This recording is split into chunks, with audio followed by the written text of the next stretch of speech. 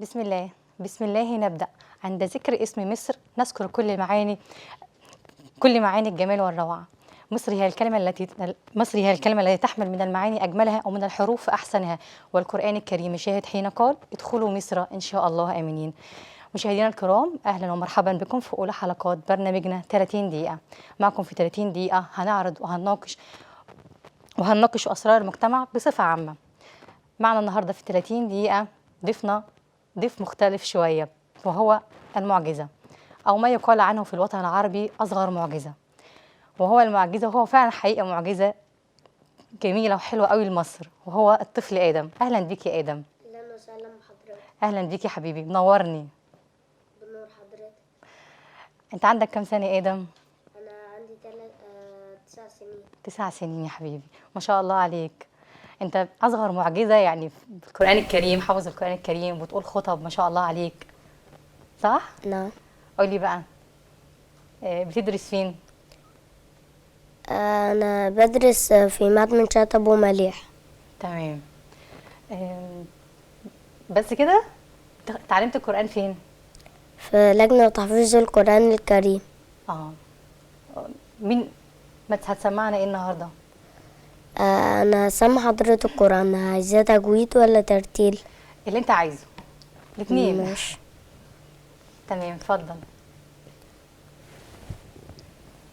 اتفضل. ايوه. أعوذ بالله من الشيطان الرجيم. ان شاء الله ان شاء الله. بسم الله الرحمن الرحيم.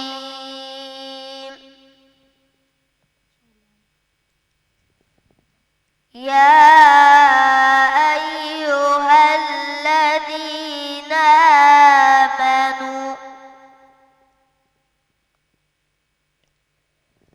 اذكروا الله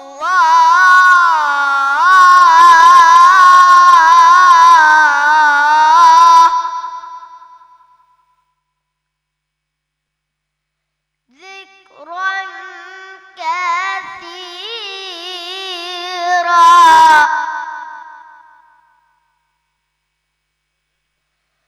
وسبحوه بكرة وأصيلا.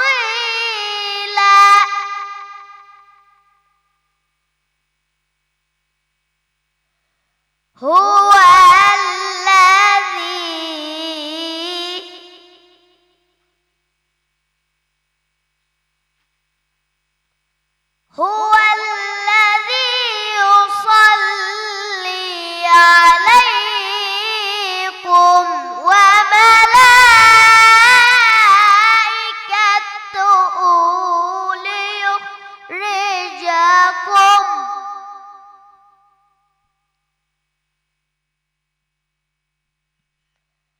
ليخرجكم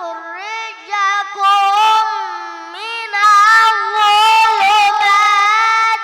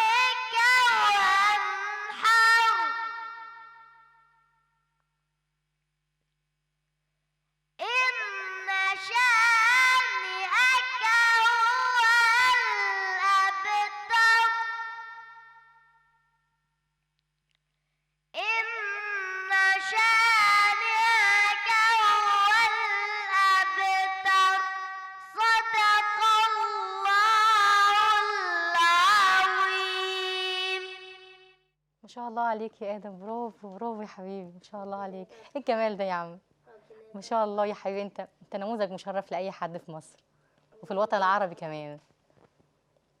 ادم، نفسك لما تكبر تبقى زي مين؟ انا نفسي اكون زي شيخ الشعراوي، ونفسي فخامة الرئيس كرمني، أيوة، ونفسي ما اكون شاء الله. سبب في اصلاح الامة. ما شاء الله يا حبيبي، ان شاء الله ربنا يحقق لك كل اللي بتحلم بيه يا حبيبي. ان شاء الله. ادم، انت حافظ كام جزء؟ انا حافظ لحد سورة الروم، فاضل لي الروم. يعني السورة واخلص الجزء العاشر. ما شاء الله يا حبيبي، ما شاء الله. بتحفظ مع مين بقى؟ ما يعني واحد يعني عندكم؟ في لجنة تحفيظ القرآن الكريم. تمام. اسمه الشيخ ماجد. ده عندكم انت من محافظة ايه يا ادم؟ من محافظة بني سويف. تمام. نتوجه بالشكر لكل امام، للشيخ اللي بيحفظ ادم القرآن. الف شكر ليه بجد انه طلع نموذج مشرف زي ادم. ايه يا ادم رأيك في اغاني المهرجانات؟ أنا سائل الله تعالى لهم أن يهديني ويهديهم وأن يصلح حالهم. يعني انت ما بتسمعش اغاني مهرجانات خالص؟ احسن، شاطر. طيب هنطلع نشوف تقرير ونرجع لك تاني. ايه رأيك في اغاني المهرجانات؟ والله انا شايف ان هو ايه، يعني هو احنا عاملين لها ان هو على اساس ان هو حطيناها في نطاق الفن. انا حاسس انها مش نطاق فن خالص، يعني اللي هو اي حد، اي اصوات، اي مكبرات صوت، اي حاجه وخلاص، وبقت اغاني وايه وتتاخد ترند بالنسبة لأغاني المهرجانات، أنا مش معترضة خالص على الأغاني، أنا معترضة على الكلمات، على الأسلوب اللي بيتقال بيه. طب ايه رأيك بقى في قرارات الفنان هاني شاكر الأخيرة بالنسبة للمهرجانات؟ اللي هو وقف الاغاني والمهرجانات وكده. لا انا بدعمه فيها بصراحه. بالنسبة لقرار الفنان هاني شاكر، هو ضد الأسلوب والكلمات اللي بتكتب. ايه رأيك في أغاني المهرجانات؟ والله العظيم نتمنى حاجة أحسن من كده، يعني عشان نبني جيل واعي وجيل أحسن من كده بكتير يعني. نتمنى ان الذوق العام يتغير ويبقى في رقابه على الاغاني المهرجانات. حلوه، جميله. عجباك يعني؟ والله مش من حق ما يجرحش حد وخلاص، ولا حد يجرح حد في الاغاني حتى نفسه. اغاني المهرجانات احترنا وحيرتنا معاها. بتضر المجتمع. مفيش اي اعتراض ابدا على الفنان اللي بيأدي، ولا اعتراض على شخصه. الاعتراض على الكلمات وعلى الاسلوب، واللي منها كمان طريقه الرقص عليها وطريقه التناغم معاها. ايه رأيك في أغاني المهرجانات؟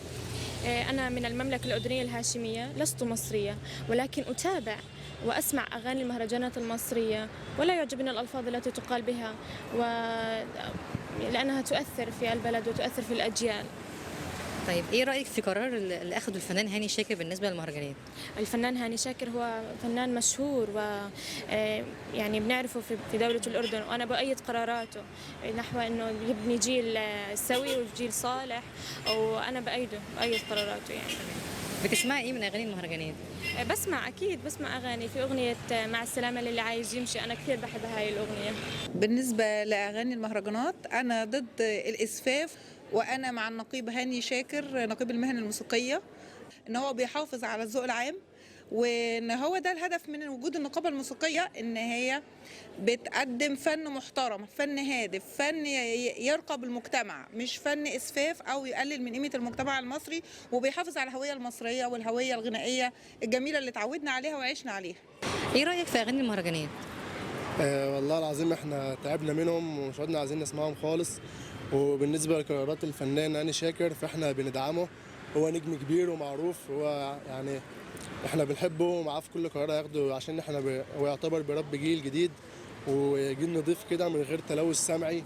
أنا بأيد جدا القرار، مع احترامي الكامل للمرة التانية للمغني الأغاني الشعبية أو أغاني المهرجانات، احترام لشخصهم، ولكن أنا بأيد تماما وقفهم لحين ما يبتدوا ينطقوا الكلمات وينطقوا الطريقة اللي بيقدموا بيها.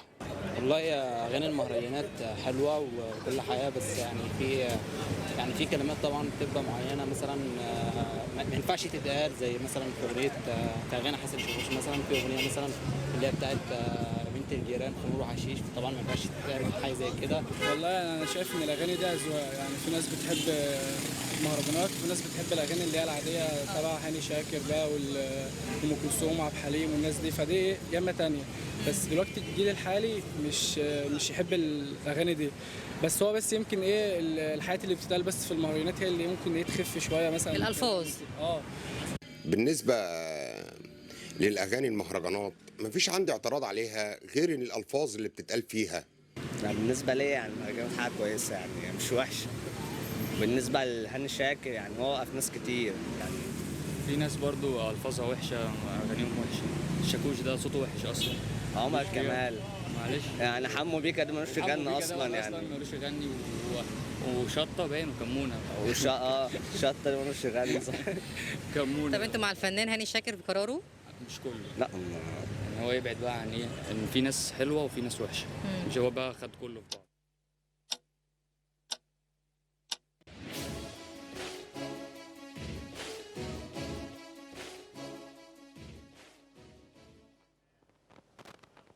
ورجعنا لكم من تاني اعزائي المشاهدين، وزي ما شفنا اراء الناس في الشارع، بجد احنا وصلنا للتلوث السمعي. يعني اغاني المهرجانات دي كلها تلوث سمعي. احنا بجد بنأيد قرار الفنان هاني شاكر ومع قراره ان هو بجد بيحافظ على مصر، بيحافظ على كل حاجه. يعني لازم، يعني قراره فعلا سليم، ان احنا بجد بيبني جيل، بيبني مستقبل، بيبني يعني ناس كويسه تقدر تتكلم كلام كويس، مش اغاني المهرجانات وكلام تلوث سمعي. فعلا هو تلوث سمعي ما ينفعش اصلا يتسمع. فايه، نرجع بقى لادم. ادم، ايه رايك في اغاني المهرجانات؟ أسأل الله تعالى أن يهديني ويهديهم وأن يصلح حاله. تمام. هتسمعنا ايه تاني يا ادم النهارده؟ أذان. الاذان، الله ما شاء الله. اتفضل يا ادم، سمعني الاذان.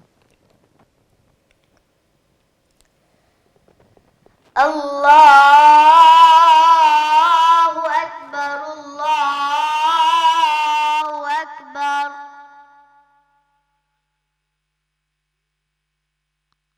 الله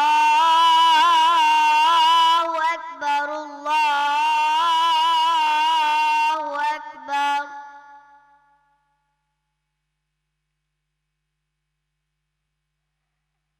أشهد أن لا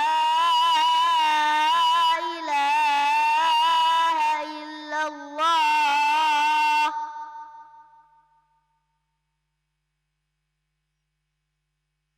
أشهد أن لا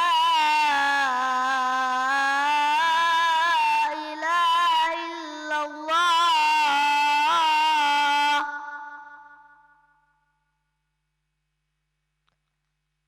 أشهد أن محمدًا رسول الله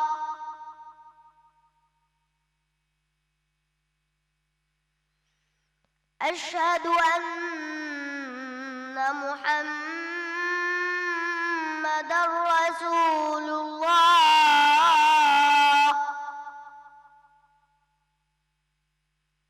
حي على الصلاة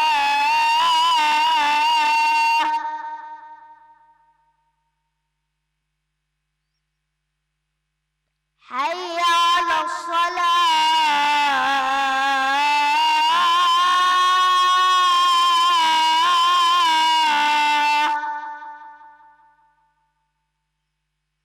حي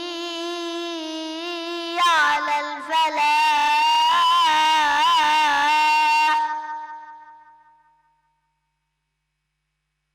حي على الفلاح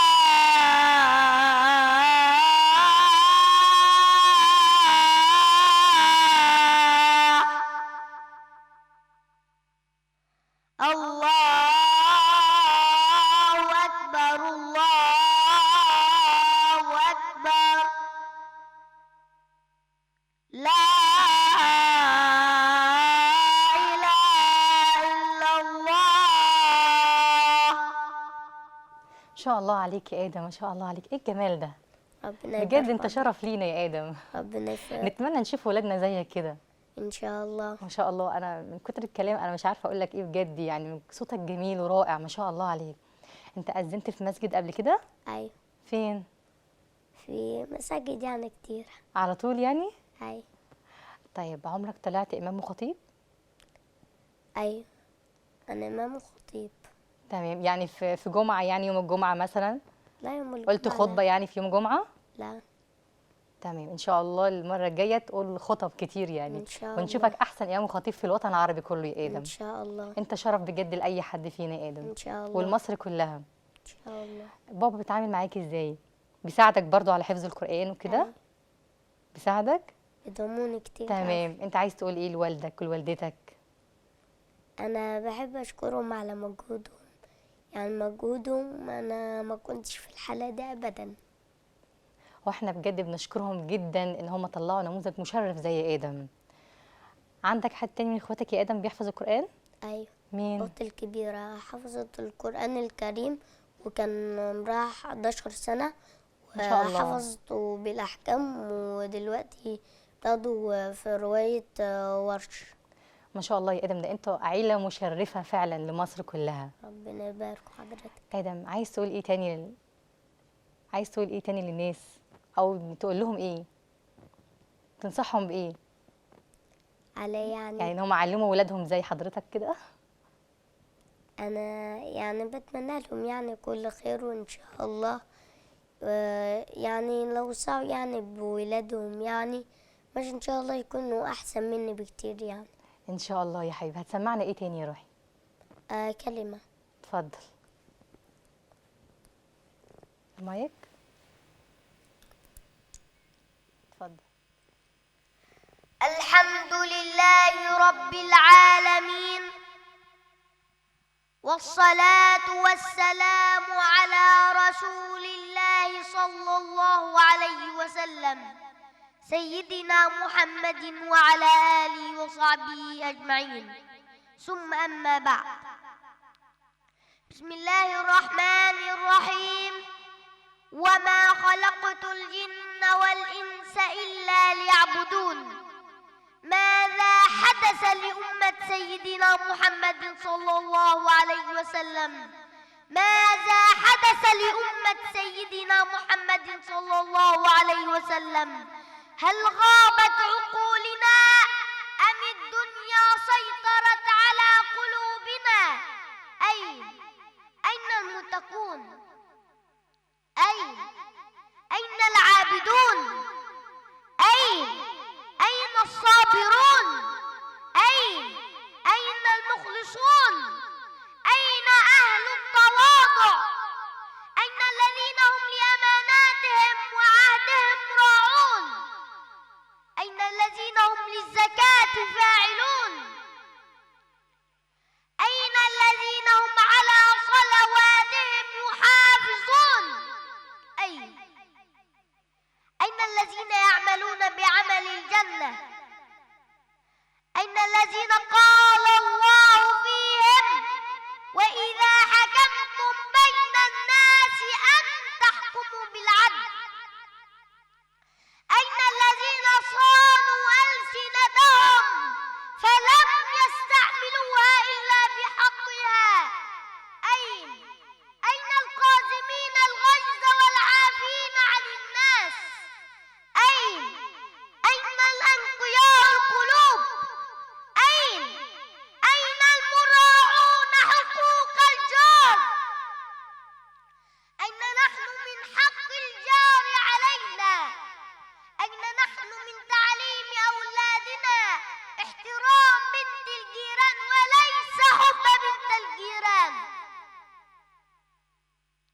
أين الذين يحافظون على أم الدنيا مصر بالأفعال وليس بالكلام؟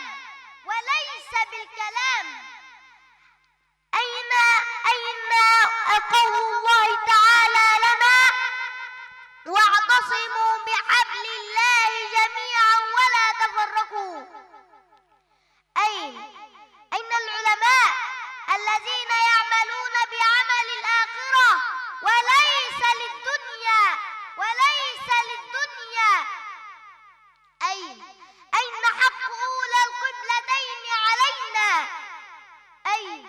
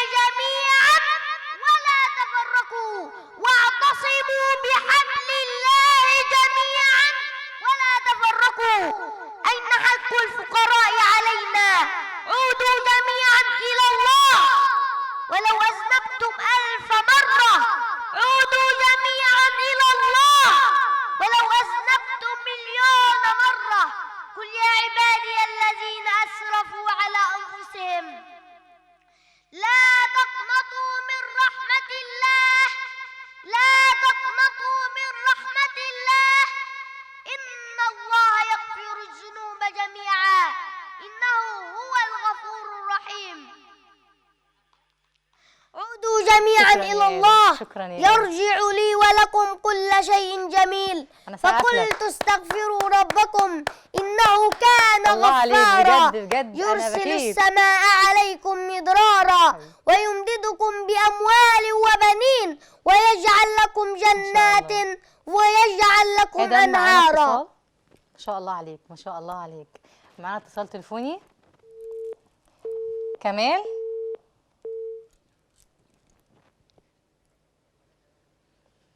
تمام يا ادم، اتصال اتقطع. ما شاء الله عليك يا ادم، انا بكيت بجد منك، يعني من كلامك مؤثر وجميل، ما شاء الله عليك. ربنا يبارك حضرتك. طيب تحب تقولي تختم بايه بقى؟ خطبة عن مصر. عن مصر؟ تمام، هنختم يا ادم. ماشي. شكرا بجد انك شرفتنا النهارده يا ادم، وان شاء الله في حلقه قادمه مع موهبه جديده.